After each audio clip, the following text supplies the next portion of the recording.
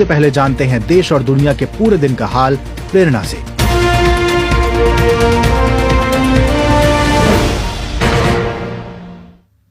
तेलंगाना के मुख्यमंत्री के चंद्रशेखर राव ने बुधवार को पटना में मुख्यमंत्री नीतीश कुमार और उप मुख्यमंत्री तेजस्वी यादव से मुलाकात की। यहां एक कार्यक्रम में प्रधानमंत्री नरेंद्र मोदी और उनकी नीतियों की आलोचना करते हुए केसीआर ने बीजेपी मुक्त भारत का नारा लगाया। वहीं मुख्यमंत्री नीतीश कुमार ने कहा, आपका कितना बड़ा योगदान। आप समझ लिए तेलंगाना एक अलग राज्य आपने बनवाया, बाकी जगह कोई इस तरह से आंदोलन करके नहीं बनवाया है पूरे देश में। आप अकेला है इस देश में। अब आजकल आप पर कुछ कुछ लोग बोलते रहता है, एकदम फालतू बात है। जो आदमी तेलंगाना को बनवा दिया, तेलंगाना का आदमी आपको छोड़ेगा कहीं? ये थे बिहार के मुख्यमंत्री नीतीश कुमार के शब्द। झारखंड में अपनी घरेलू सहायिका को बुरी तरह से प्रताड़ित करने के मामले में गिरफ्तार बीजेपी के निलंबित नेता सीमा पात्रा को 12 सितंबर तक रिमांड में भेज दिया गया है। सीमा पात्रा पर अपनी घरेलू सहायिका को गर्म तवे से शरीर को कई जगह दागने, लोहे की रॉड से दांत तोड़ने, खाना बंद करने जैसे कई आरोप लगाए गए हैं। हालांकि सीमा पात्रा ने अपने ऊपर लगाए गए आरोपों को गलत और राजनीति से प्रेरित बताया है। कांग्रेस अध्यक्ष के प्रस्तावित चुनाव को निष्पक्ष और स्वतंत्र तरीके से कराने के दावे पर पार्टी के वरिष्ठ नेता मनीष तिवारी ने कई सवाल उठाए हैं। ट्विटर पर कांग्रेस पार्टी में चुनाव करवाने की प्रक्रिया के प्रमुख मधुसूदन मिस्त्री को टैग करते हुए मनीष तिवारी ने पूछा है कि जब पार्टी की मतदाता सूची सार्वजनिक रूप से उपलब्ध ही नहीं है तो यह चुनाव निष्पक्ष और स्वतंत्र कैसे हो सकता है। दिल्ली के मुख्यमंत्री अरविंद केजरीवाल ने बुधवार को देश के पहले वर्चुअल स्कूल की शुरुआत की है। इसके लिए आवेदन की प्रक्रिया बुधवार से शुरू हो गई है और देश के किसी भी कोने से छात्र यहां दाखिला ले सकते हैं। दिल्ली के मुख्यमंत्री अरविंद केजरीवाल ने कहा, आखिरी से आखिरी बच्चे तक शिक्षा पहुंचाने के लिए हमने ये शुरू किया है। कोरोना के वक्त जब स्कूल बंद थे तब वर्चुअल क्लासेस लगा करती थी। उन वर्चुअल क्लासेस से प्रेरणा लेके हम लोगों ने ये नई तरह का स्कूल चालू। ये थे अरविंद केजरीवाल के शब्द। रूस ने यूरोप तक गैस पहुंचाने वाली अहम पाइपलाइन नॉर्ड स्ट्रीम 1 को पूरी तरह बंद करने का ऐलान किया है। इस परियोजना की मालिक रूसी कंपनी गैसप्रोम ने कहा है कि नॉर्ड स्ट्रीम 1 पाइपलाइन से गैस सप्लाई पर 3 दिनों तक रोक लगी रहेगी। रूस पहले से ही इस पाइपलाइन के जरिए केवल 20% गैस की आपूर्ति यूरोप को कर रहा है। रूस ने खराब उपकरणों को इसकी वजह बताया है और कहा है कि नॉर्ड स्ट्रीम 1 पाइपलाइन के रिपेयर का काम जारी है।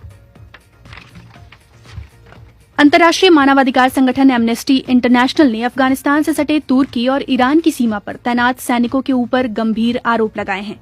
मानवाधिकार संगठन का कहना है कि अफगानिस्तान में तालिबान की वापसी के बाद देश छोड़कर तुर्की या ईरान में प्रवेश करने की कोशिश कर रहे दर्जनों अफगान शरणार्थियों पर सीमा पर तैनात सैनिकों ने गोलियां चलाई हैं।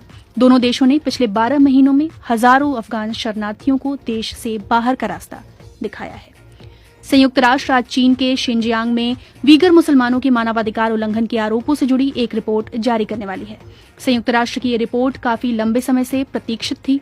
2018 में संयुक्त राष्ट्र मानवाधिकार की आयुक्त बनी मिशेल बाचलेट को इस रिपोर्ट को गुप्त रखने के लिए बीजिंग के दबाव का सामना करना पड़ा था। और केन्या की सर्वोच्च न्यायालय ने देश के नए राष्ट्रपति के रूप में विलियम रूटो के चुनाव को चुनौती देने वाली याचिका पर सुनवाई शुरू कर दी है। अगस्त महीने में केन्या में राष्ट्रपति चुनाव हुए थे। विलियम रूटो को देश का नया राष्ट्रपति चुना गया था, लेकिन उनके प्रतिद्वंदी नेता रैला ओडिंगा ने चुनाव के नतीजों को चुनौती दे दी। ओडिंगा का कहना है कि चुनाव के दौरान काफी गड़बड़ियां हुई, वोटों की गिनती और चुनावी प्रक्रिया में भी काफी गड़बड़ियां सामने आई हैं।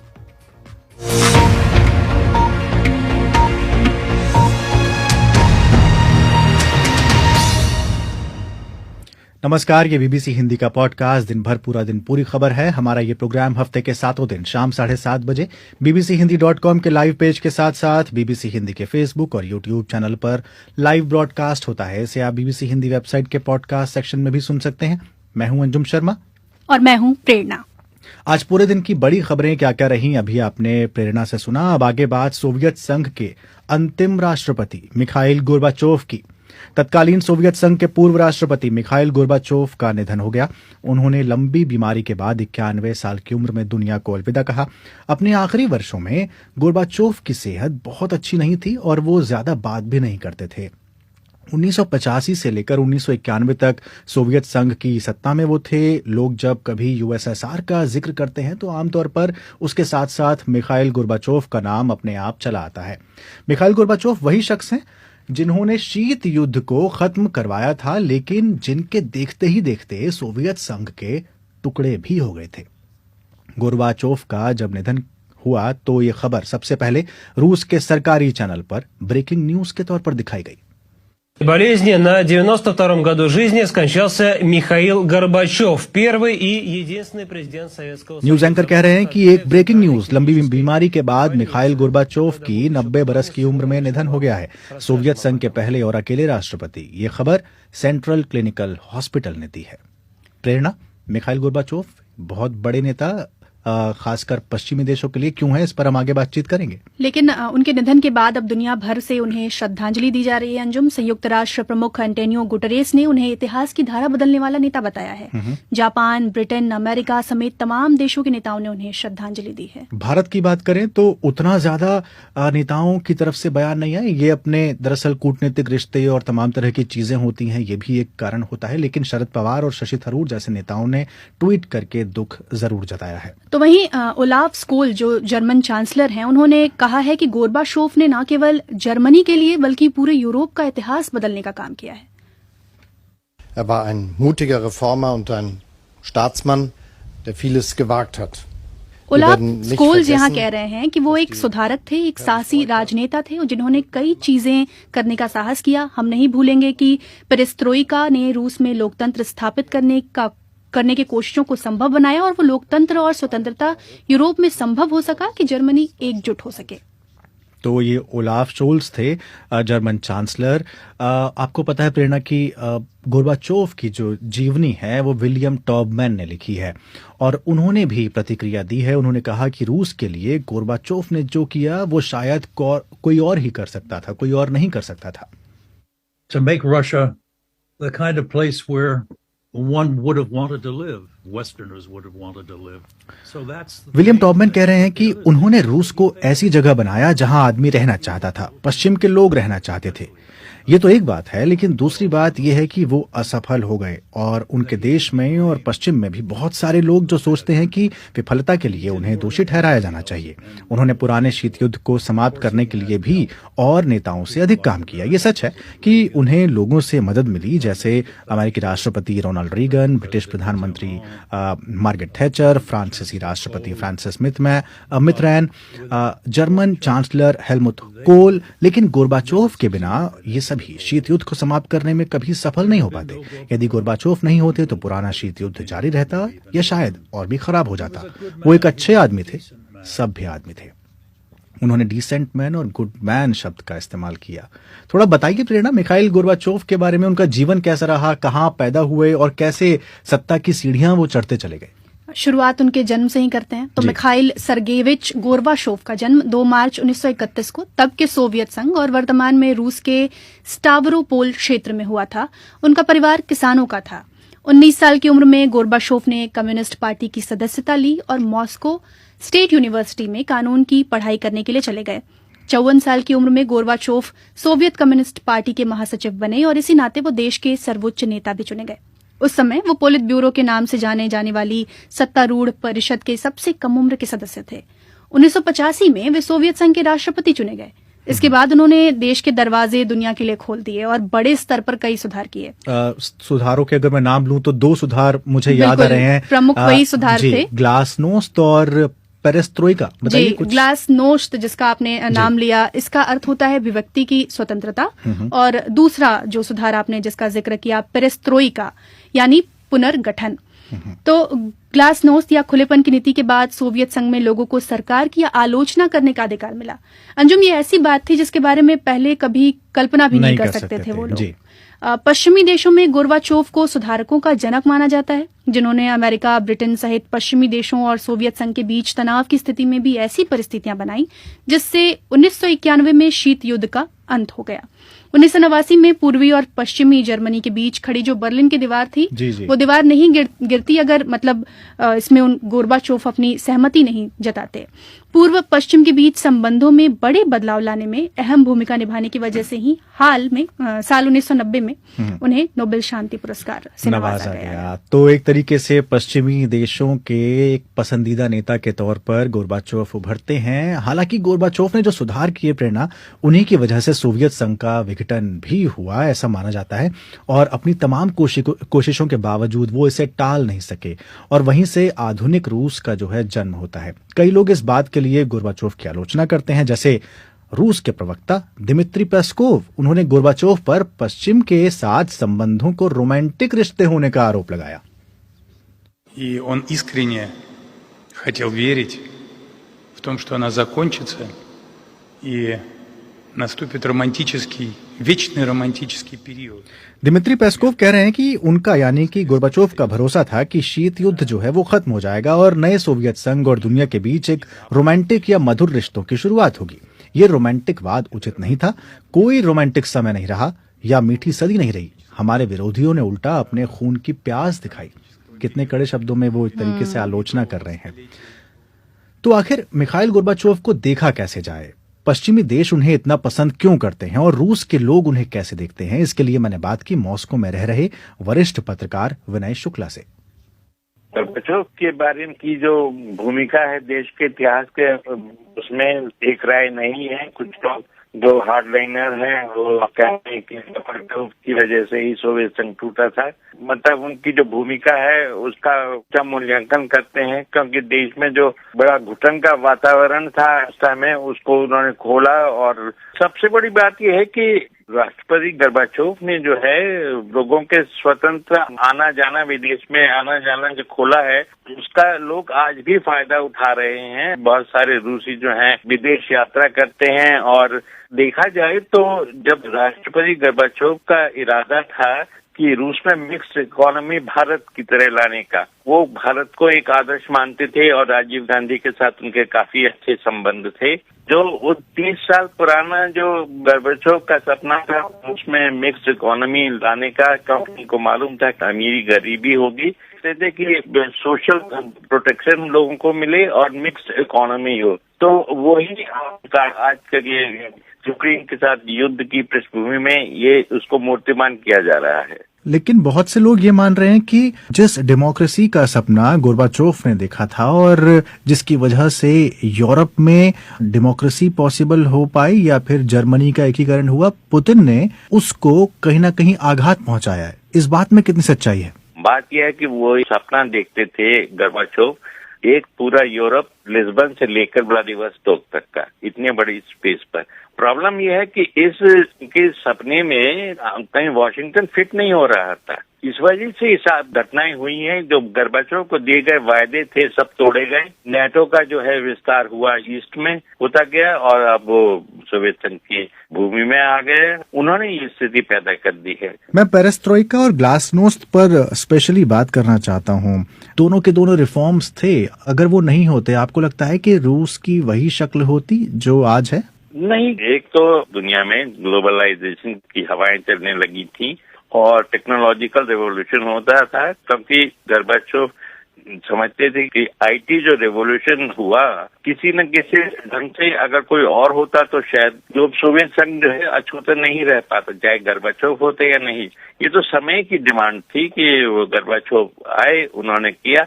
आपसे मैं जितनी बात कर रहा हूँ मुझे कहीं ना कहीं ऐसा लग रहा है विनय साहब कि आप और संभवतः मॉस्को के बहुत सारे लोग भी ये मानते हैं कि गोर्बाचोव को जैसे दुनिया देखती है एक सफल नेता के तौर पर, उनका एक दूसरा पक्ष भी है जो कि फेलियर का है और बहुत से लोग बोलते भी हैं सफलता का जो ग्राफ है वो ज्यादा बड़ा है। आप क्या सोचते हैं इस पर? एक तो इसको बैलेंस करके देखना चाहिए, क्योंकि जो सफलता का ग्राफ बढ़ा है वो है वो वेस्ट का था। हालांकि रूस में बच्चों के बाद येल्सिन आए थे तो वो भी काफी लिबरल थे।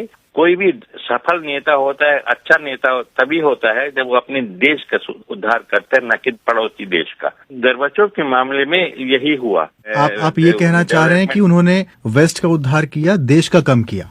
जी हाँ, उनके पास नीति नहीं थी, उनके पास इंस्ट्रूमेंट थे। कम्युनिस्ट पार्टी को उन्होंने कमजोर कर दिया क्योंकि उनके पास कोई जो इम्प्लीमेंटेशन का जो इंस्ट्रूमेंट था उसको खत्म कर दिया गोर्बाचोव ने। ये सबसे बड़ा उनका फेलियर था। अब चीन में देखिए वो प्रगति हुई है, हर तरह से हुई है, कम्युनिस्ट पार्टी को कंट्रोल करती है। वो धीरे धीरे एकदम चाहते थे कि रशिया जो है बिल्कुल वेस्ट की तरह हो जाए, नहीं हो पाता। और अब एक्चुअली जो आजकल हो रहा है रशिया में पुतिन की सत्ता के दौरान, तो वही हो रहा है जो वो कूल लीडर चाहते थे कि कंट्रोल में रहे। तो आखिर कैसे करें गोर्बाचोव का मूल्यांकन, बता रहे थे मॉस्को में रह रहे वरिष्ठ पत्रकार विनय शुक्ला।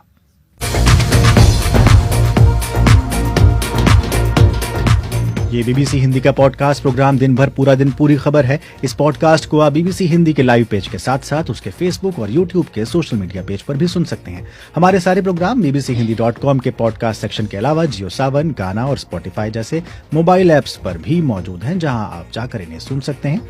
आगे बताएंगे भारत के पूर्व प्रधानमंत्री राजीव गांधी और गोर्बाचोव के बीच कैसे थे संबंध। सुनवाएंगे कांग्रेस के पूर्व नेता गुलाम नबी आजाद से बीबीसी की खास बातचीत और होंगी खेल की खबरें भी।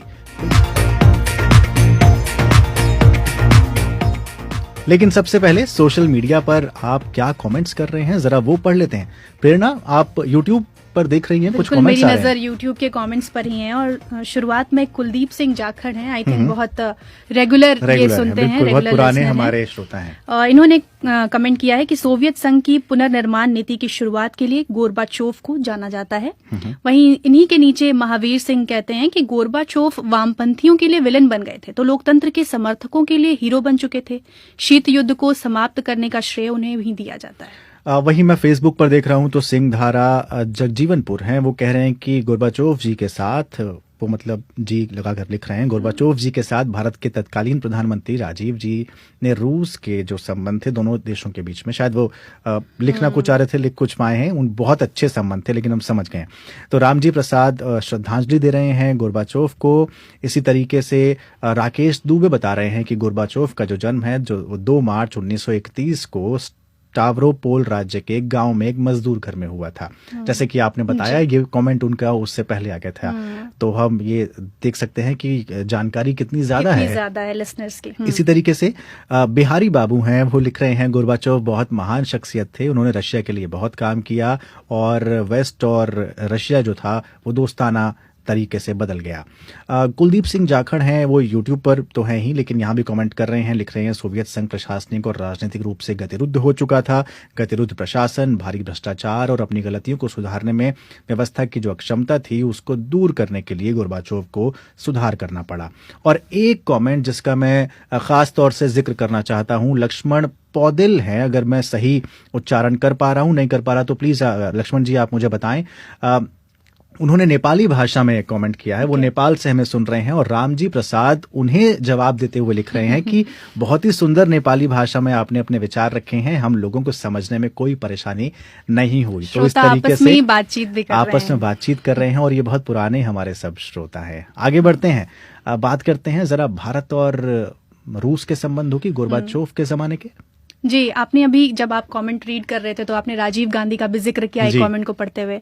तो राजीव गांधी के साथ गोर्बाचोव के कैसे रिश्ते थे, और जब गोर्बाचोव रशिया में उनका कार्यकाल चल रहा था तब भारत के साथ रूस के कैसे संबंध थे, इसी के विषय में मैंने बातचीत की है। और राजीव गांधी का जो हाथ थामे मिखाइल गोर्बाचोव की कई तस्वीरें इंटरनेट पर भी आज लोग शेयर कर रहे थे।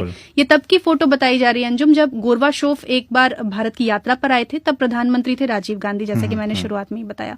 दोनों के बीच संबंध काफी मधुर बताए जाते हैं, लेकिन व्यक्तिगत संबंध क्या देश के स्तर पर भी मधुर थे? यही सवाल मैंने पूछा है जेएनयू के सेंटर फॉर रशियन स्टडीज में प्रोफेसर संजय पांडे से।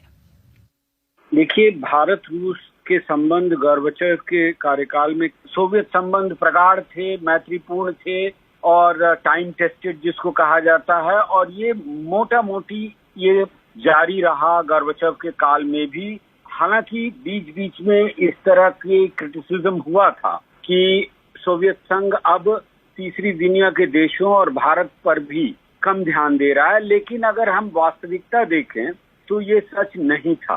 राजीव गांधी 85 में जब गोर्बाचेव ने शपथ ली थी, सोवियत नेता के रूप में आए थे वो, तो उस समय चरनेंको की मृत्यु के समय गए थे और गोर्बाचेव से उनकी मुलाकात हुई थी।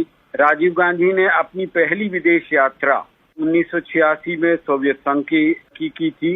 गोर्बाचेव ने भी अपनी पहली विदेश यात्रा आधिकारिक 1986 में ही की थी। सर, दूसरा सवाल मेरा यही था, आपने राजीव गांधी का जिक्र किया।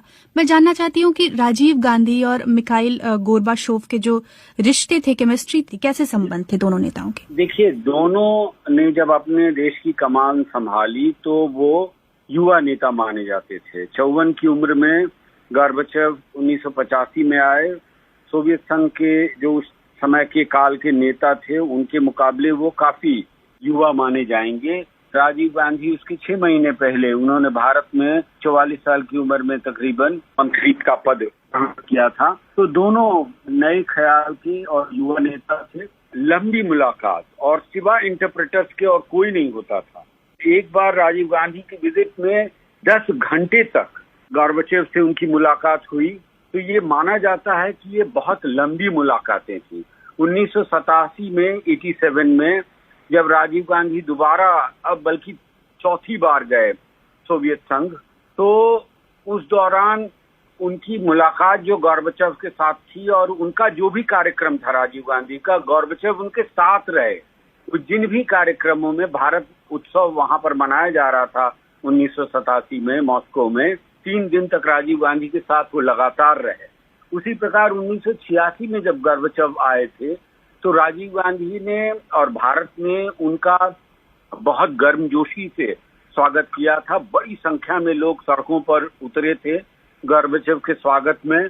उनका व्यापक कार्यक्रम था यहाँ पर और बहुत सारे समझौते साइन हुए। तो ये कहना गलत नहीं होगा कि राजीव गांधी और गोर्बाचेव में एक तरह की व्यक्तिगत मित्रता स्थापित हो गई थी और दोनों एक दूसरे की बातें समझते थे। भारत ने उस समय जो भी सोवियत संघ के प्रयास थे डिसआर्मामेंट के और खासकर न्यूक्लियर डिसआर्मामेंट के, और अमेरिका की जो नीति थी रीगन की, उसको क्रिटिसाइज किया और सोवियत प्रयासों की सराहना की, समर्थन किया। जब मिखाइल गोर्बाचोव राष्ट्रपति थे और उनका जो दौर कहा जाता है वो बदलावों का दौर कहा जाता है, सोवियत संघ में लगातार वो बदलाव ला रहे। ये जब बदलाव से गुजर रहा था सोवियत संघ, तो भारतीय सरकार इसे कैसे देख रही थी? साथ ही जो भारत में कम्युनिस्ट पार्टियां थीं, वो इन बदलावों को कैसे देख रही थी? देखिए, भारत में तो कुल मिलाकर इन बदलावों का स्वागत ही हुआ था, लेकिन कम्युनिस्ट पार्टियां वो इनका स्वागत नहीं करती थी। उन्होंने बल्कि गोर्बाचेव के विषय में ये कहा था कि वो कम्युनिस्ट रास्ते से भटक रहे हैं, दूर जा रहे हैं, और उन्होंने बल्कि भारत सरकार की भी आलोचना की थी। उस समय का जो भी विपक्ष था जिसमें कम्युनिस्ट भी थे, उन्होंने आलोचना की थी भारत सरकार की कि वो गोर्बाचेव के प्रति इस प्रकार का समर्थन क्यों व्यक्त करते हैं। लेकिन भारत में मोटा मोटी समर्थन था। तो ये थे संजय पांडे। पिछले दिनों कांग्रेस पार्टी के वरिष्ठ नेता रहे गुलाम नबी आजाद ने, आप जानती हैं प्रेरणा, अपनी नाखुशी और मायूसी जाहिर करते हुए जिस तरह पार्टी के सभी पदों से इस्तीफा दिया, उसके बाद से वो लगातार चर्चा में बने हुए हैं, लगातार हमलावर हैं पार्टी पर। अपने इस्तीफे में वो इस कदर हमलावर क्यों रहे और जिस तरह के शब्दों का उन्होंने चुनाव किया, उसका आखिर मतलब क्या है? बीबीसी संवाददाता विनीत खरे ने गुलाम नबी आजाद से आज खास बातचीत की। कहा जाए बिल्कुल एक 5 पन्नों का लेटर, बिग बैंग, और जिस तरह से राहुल गांधी के बारे में आपने शब्दों का इस्तेमाल किया है, तो वो क्या जरूरत थी इस तरह का लेटर लिखने की? हम हिस्सेदार हैं, किराएदार नहीं हैं। तो इनको लगता था कि ये हमसे पहले हिस्सेदार हैं, वो आज के हिस्सेदार हैं, मैं तो ओल्ड हिस्सेदार हूं, तो उसके साथ ऐसा ट्रीटमेंट मत करो। और उसके लिए मैंने लेटर में कही दिए हैं कि कब क्या तो ग्रीवेंस आप कह रहे हैं इकट्ठा हो रहा था? मैंने एक मिसाल दी कल किसी को कि अचानक क्या हुआ। मैंने कहा आप पानी बॉईल करके रखते हैं एक हांडिया में, स्टील की हांडिया में किसी में, और वो गर्म होती है, लेकिन एक सीमा के बाहर उसको आप पानी को गर्म करता है, जब वो बर्दाश्त नहीं करता है तो उसके ऊपर ढक्कन भी है, उस ढक्कन को फेंक देता और गर्म पानी बाहर निकलता, क्योंकि वो अब इतनी गर्मी टॉलरेट नहीं कर सकता जितनी आपने आग लगाई उसमें, कभी कभी हम सोचते हैं ये वही गुलाम नबी है। ये सब मेरे ऑटोबायोग्राफी में आएगा, राव साहब के वक्त में और केसरी जी के वक्त में मेरी वर्किंग कमेटी में क्या मीटिंगें होती थी। आप किताब लिख रहे हैं? हाँ, किताब लिख रहे हैं, 1 साल से चल रहा। कब तक? इन्होंने तो हमको 2 साल से घर में बिठाया, तो हमने कहा कि यही अपनी जीवन की कहानी लिख रहे हैं। का उसमें सब है।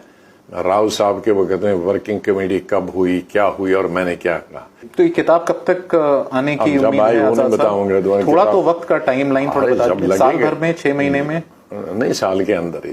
कांग्रेस में और जो हमें गालियां देते हैं वो ज्यादा पढ़ेंगे, उनके लिए भी लेसन है। मैंने उसमें लिखा है कि मेरी बुक ज्यादा, जो भी लोग पॉलिटिक्स में हैं, किसी भी पार्टी में, उनको अगर पॉलिटिशियन बनना है तो इस बुक को पढ़ें। मैं जब लेटर लिख रहा था तो उससे पहले 3-4 रातें मैं सो नहीं पाया। ये 15 पन्ने का लेटर था। एक दिन मैंने 15 से घटाकर इसको 12 किया, फिर 11 किया, फिर 10 किया। जिस दिन 11:20 पे मुझे रिलीज किया, उस दिन मैं रात भर तो सोया नहीं था। फिर 5 बजे उठा, फिर इसमें से और कठोर सख्त वर्ड फिर निकाल दिए। 1.5 पन्ने के बाद जो आप लाइन लिखते हैं, और मैं जो रिएक्शन नहीं लेना चाहूंगा लेकिन मैं कुछ और समझना चाहूंगा। आप कहते हैं कि जब से जनवरी 2013 में जब राहुल गांधी आते हैं राजनीति में, तो जो कंसल्टेटिव मैकेनिज्म था वो खत्म कर दिया गया। खत्म कर दिया गया। थोड़ा मुझे बताएं कि जब राहुल गांधी कांग्रेस में आ रहे थे तो आपकी क्या एक्सपेक्टेशन थी उस वक्त और क्या रिएक्शन था? क्योंकि मुझे याद है वो वक्त, अगर मैं correct me if I am wrong, ऐसा था कि भाई राहुल गांधी के आने से बिल्कुल कांग्रेस का कायाकल्प हो जाएगा, कोई एक नया रेवोल्यूशन आ रहा है। वही एक्सपेक्टेशन थी जो इनके चाचा ने किया था और इनके बाप ने किया। इनके चाचा भी उनके साथ भी रहा। इनके बाप जब प्रेसिडेंट और प्राइम मिनिस्टर रहे, शायद हमारी दिन में 3-3 मीटिंगें होती थी। मेरी नहीं, इंदिरा जी तो 1000 लोगों को रोज विदाउट अपॉइंटमेंट अपने घर मिलती थी। यहाँ तो एमपीज को भी 1-1.5 साल नहीं अपॉइंटमेंट मिलती थी। आप अपना एक्सपीरियंस बताइए ना। मतलब नहीं, हमारे में भी, अब हमारी मीटिंग लास्ट उनके साथ 1 to 1.5 साल पहले हुई। ये जो चिट्ठी का आपने जिक्र किया, जो अभी चिट्ठी बस खत्म करिए। हाँ, मतलब मैं उस पे एक चीज, मैं चिट्ठी के बारे में, I don't want to take more question on चिट्ठी या सोनिया गांधी। मैं चिट्ठी का एक बस उसमें जो मैं समझना चाह रहा हूँ, उसमें एक शब्द आपने इस्तेमाल किया है, चाइल्डिश।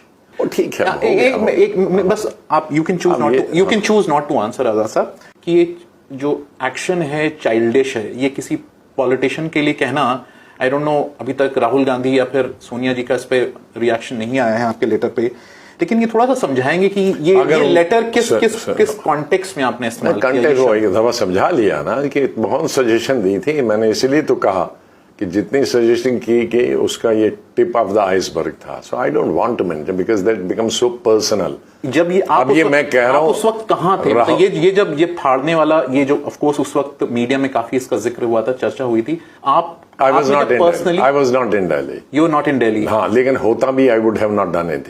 आपका रिएक्शन, पर्सनल रिएक्शन क्या था उस वक्त जब आपने सुना कि ऐसी, आपने विजुअल्स देखे, तो क्या रिएक्शन था आपका? जो आपने कहा चाइल्डिश, क्योंकि कोई भी सीनियर पॉलिटिशियन ऐसा काम करने से 10 दफा सोचेगा। एक शब्द का थोड़ा और मुझे मतलब समझा दें। ये जो नॉन सीरियस आपने शब्द इस्तेमाल किया है, वो भी जानते हैं यार हिंदुस्तान में। आप ही लोग लिखते हैं कि वो ये हिंदुस्तान में टिकते नहीं। ये आप लिख रहे हैं तो उसका असर थोड़ा अलग होगा। कोई ज्यादा नहीं, आप लोग मुझसे ज्यादा लिखते हैं तो क्यों मुझसे बकवास कराते हैं? आप पेपर वाले नहीं लिखते हैं, अब मीडिया वाले नहीं लिखते हैं। आजाद साहब, अब इसकी एक ही मिसाल है। आजाद साहब, 137 साल के इतिहास में फॉरेन कंट्री से कांग्रेस वर्किंग कमेटी अटेंड की जाती थी। मैडम मान लीजिए चेकअप करने के लिए, वो तो यहाँ अटेंड करते थे फिजिकली। तो ये जेस्चर्स सीरियसनेस के नहीं है। यही वर्किंग कमेटी जाने से 1-2 दिन पहले हो सकती थी। यही वर्किंग कमेटी अभी 4 दिन के बाद हुई। कई सालों से इलेक्शन नहीं हुआ है। ये जो पार्टी है इसके बारे में थोड़ा बताएं। आपने कहा है कि इंडिपेंडेंट पार्टी होगी, ये कब लॉन्च या कुछ इस बारे में बताया है कि अभी नेशनल लेवल पे कोई जरूरत नहीं। जम्मू कश्मीर में अगर हम बात जम्मू कश्मीर इसलिए क्योंकि नेशनल लेवल कोई जल्दी नहीं है, और नेशनल लेवल में कोई मैं अकेला नहीं हूँ। जो भी होंगे चाहना चाहेंगे और उनकी अनुमति से होगा, उनकी सजेशन से होगा, शायद उसको कोई और लीड करेगा, नॉट नेसेसरली मी। मतलब ऐसा हो सकता है कि पार्टी आप बनाएं, उसको लीड कोई और करे? कोई और लीड, आई कैन बी सहयोगी ऑफ दैट। ये थोड़ी कोई डॉक्टर ने कहा He can be younger to me. He can be from younger generation. He or she can be from younger generation. नहीं तो इसका फॉर्मल अनाउंसमेंट कब होगा पार्टी का? कुछ कोई डेट दिमाग में है? क्योंकि अब तो जल्द सितंबर आ गया है। अब मैं जब टूर पे हूं तो डेट का क्या मतलब अपना मुहिम शुरू हो गई। अच्छा, शुरू हो गई। कांग्रेस के पूर्व नेता गुलाम नबी आजाद से बात कर रहे थे बीबीसी संवाददाता विनीत खरे। और अब खबरें खेल की।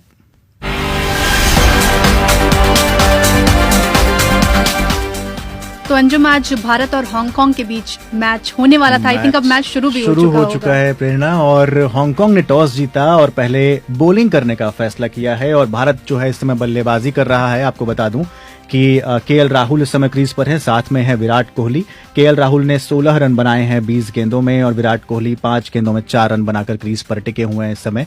और रोहित शर्मा जो है उनका विकेट भारत खो चुका है। 13 गेंदों में उन्होंने 21 रन बनाए और 2 चौके उसमें शामिल हैं, 1 छक्का भी शामिल है। अभी फिलहाल जो स्कोर है वो 6 ओवर में 44 रन, 1 विकेट खोकर हो चुका है। वहीं पर जो 1 विकेट भारत का लिया है वो लिया है आयुष शुक्ला ने। अरशद मोहम्मद और एहसान खान भी इस समय बॉलिंग कर रहे हैं। तो 2-2 ओवर तीनों गेंदबाजों ने किए हैं। आयुष शुक्ला जो है सफल रहे हैं, 2 ओवर में 7 रन देकर 1 विकेट उन्होंने झटका है। ये मैच इस समय चल रहा है दुबई इंटरनेशनल स्टेडियम में। अब देखना है कि आज विराट कोहली कितने फॉर्म में नजर आते हैं, क्योंकि लगातार उन पर सवाल उठ रहे हैं। उम्मीद की जानी चाहिए कि ये मैच भारत जीते। बाकी इस मैच का एनालिसिस हम कल शाम को करेंगे। तो दिन भर पूरा दिन पूरी खबर में आज इतना ही। इस कार्यक्रम के एडिटर थे रेहान फजल और स्टूडियो मैनेजर थे रविशंकर कुमार। मुझे यानी अंजुम शर्मा और प्रेरणा को दे इजाजत। नमस्कार।